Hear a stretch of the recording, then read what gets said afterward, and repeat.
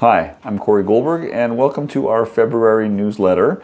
In February, we are featuring hair and hair restoration, to that end, I am standing beside our Smart Graft unit, which is the leading FUE, or follicular unit extraction hair restoration machine.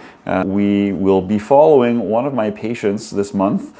Danny is going to be sharing his hair restoration journey, and we'll be giving you some details and his story as it unfolds. A reminder that hair restoration is something that requires long-term quality care. Seeking care from someone that you can trust and actually see before and after having a procedure is really important to make sure that the right thing is done for you, and also that you receive the appropriate care afterwards to make sure that you have the best result, to make sure that you keep what you've got. Happy Valentine's Day in advance. All the best for the rest of the month, and I will catch up with you in March.